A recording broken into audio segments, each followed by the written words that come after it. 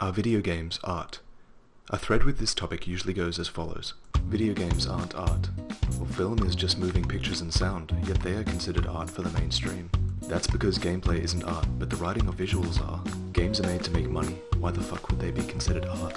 Well, some games get released for free. Full-time artists? Artists are just fuckheads with ratty clothing and berets who paint a canvas black. There is art in games. The games themselves are not Video games take imagination, hard work, and soul. Newsflash, this is every new form of entertainment medium has received resistance from the ivory tower art critics. Artists are fucking losers. If those artists were out smoking weed and getting laid instead of being nerds, then society would be better. More popular games like Skyrim are art, because they perform well in their context. Skyrim is only art in the sense that it's a metaphorical piece of shit. A museum isn't considered art, but it is filled with it. Playing a game is like walking through a museum. But the architecture of the museum can be considered art. Games is games. Birds are art. Prove me wrong. Your opinion is wrong. I want to get off the ride. Stop. I could have made this video hours long and only scratched the surface, but no one would watch that. This is the shortened version, but even so I realize that not everyone wants to sit through a 7-minute talk about art.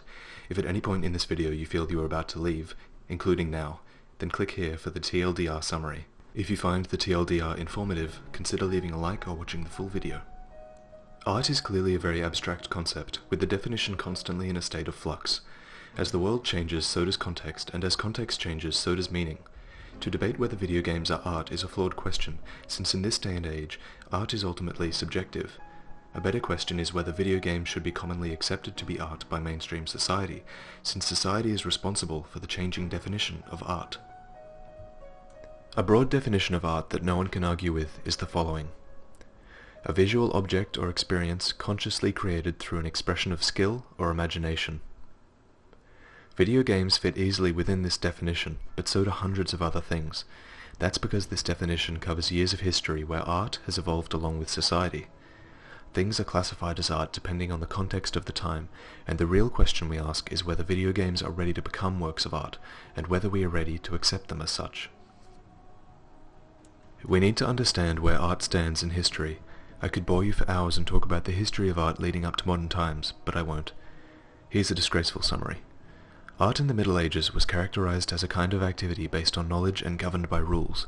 For example, an individual became a painter or a sculptor or a shoemaker by learning a set of rules, and they were admired for how well they mastered those rules. Art in the Renaissance was defined by a desire to imitate nature, and art became rooted as an intellectual, literary, and scientific pursuit. The artist began to emerge separate from the craftsman. Art then became defined by criteria set by museums and academies, where students were encouraged to reach perfection not only through that which is physically sensed, but also through forms conceived and concealed in the mind. In time, artists realized that they stood at the forefront of modern progressive thinking, where there is a belief in the freedom of expression. This means freedom of choice in subject matter and freedom of choice in style. Art should not be produced for the public's sake, but for art's sake. With eyes constantly towards the future, modernistic art was doomed to fail as reason stifles imagination, and without imagination no progress would be made. Artists turned again to the present, and artists produced work that was impossible to classify. Art has now deliberately placed itself beyond the limits of control. According to the director of the Museum of Modern Art in New York, there is no single definition of art. The idea of defining art is so remote today that he doesn't think anyone would dare to do it. We are in a position where artists, whoever they are, continue to produce, but we are no longer able to say whether it is definitively art or not. I know I haven't mentioned video games yet, but we're getting closer to modern times. Bear with me for 30 seconds. In modernist tradition, the art context was regarded as stable. It was the idealized context of the museum. Innovation consisted in putting a new form, a new thing, in this stable context. But modernism is no longer appropriate, and in our time context is seen as changing and unstable. The strategy of contemporary art consists of recognizing a specific context which can make a certain form or thing look like another, even if this form already existed before. We are in an age where there are things like video games that were not originally formed for the sake of being art, but have come to be considered art because of the context that surrounds them. They are becoming works of art because of the eyes of the beholder. What specifically makes games art remains in the eye of the beholder, and it is difficult to objectively pin these things down. However, that's not for lack of trying. Experts have identified 3 artistic strategies in the development of a video game. One is the audio-visual elements and their relation to artistic strategy in this context. It is a mark of a good game if the audio or visuals can inspire awe, and the mark of an even greater one if they are thought-provoking and reveal something more. We see this in games like Journey, where visuals can powerfully convey hardship and determination, while remaining aesthetically pleasing. 2 requires a certain knowledge of the rules and system of a particular game, and especially an understanding of the wider context, such as the game's fans and communities emerging from it. I'll use Dark Souls as an example here, since the Souls series has a passionate community built around challenging, complex, and rewarding gameplay. 3 is the most important to me, and I'll go through why.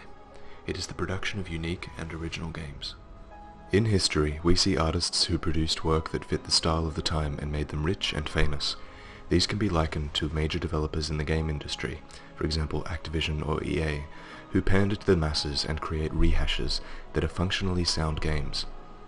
They meet the goal of making a lot of money and may have been innovative at one point, but they stifle creativity and are ultimately bad for the industry. This is often through no fault of their own, but rather because of developers who try to emulate those more popular designs. Their work copies the more popular artist's title in an attempt to steal its fanbase. Most of the time, this fails, and nothing noteworthy is created. There is a third type of artist or game developer. They are the ones who take risks with their work and forge a new path of game design. They don't pander to the masses, but rather create pieces that are clever for the sake of being clever. They aren't trying to make money, they're trying to make a good game, and if money comes, it's as a byproduct of innovation and creativity. To me, when finance becomes the primary objective, that's when artistic integrity is repressed, and that's what's bad for the consumer and the industry. As a consumer, it's our job to recognize and reward creative thinking so the industry can move forward. Buy the games that display skill and imagination in their aesthetics, environments, and experiences.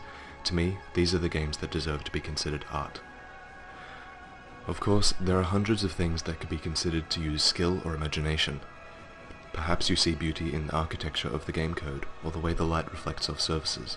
The sprites, the gameplay, the textures, the narrative, the depth, the size, the length, the mods, the patches, the color scheme, and hundreds more things that borrow from all forms of media, joined together to form an experience that is something different to everyone who interacts with it. So here's the TLDR summary. There's this general broad definition that art is any visual object or experience consciously created through expression of skill and imagination, but there's also the definition in the minds of society. History has led us to the point where, in this day and age, most things can be considered art, and we shouldn't stay locked in old ways of thinking. I believe it's much more interesting to discuss the unique characteristics and creative potential of video games than to keep the galleries free from entertainment. Traditionally, art has attempted to inspire emotion. Games do this. Art creates a unique experience for the beholder. Games do this. Art becomes a comment on society and humanity, and games can do this as well. Games are rarely developed to be art, but that doesn't stop them from being interpreted as art. If nothing else, we can agree that they are cultural products worthy of exhibition. The exciting shift we see in recent years is related to the growing number of artists who are choosing video games as a medium for artistic expression and critical comment. There are things in this form of media that have never been done before, and it's up to the consumer to recognize and reward creative thinking. Already we see major museums such as the Museum of Modern Art accepting video games. Just last month, this museum acknowledged the artistic integrity of games like Pac-Man, Tetris, Dwarf Fortress, and Portal. The criteria for these choices is murky, but I hope that they were chosen primarily because they did something revolutionary. Something that created an emotional link between artist and audience that unites people through communication of a feeling. Something that expresses the cultural ideas of our time and infects its audience with a sense of unity. Something good enough for me to make videos about, and something that you'll always remember. /thread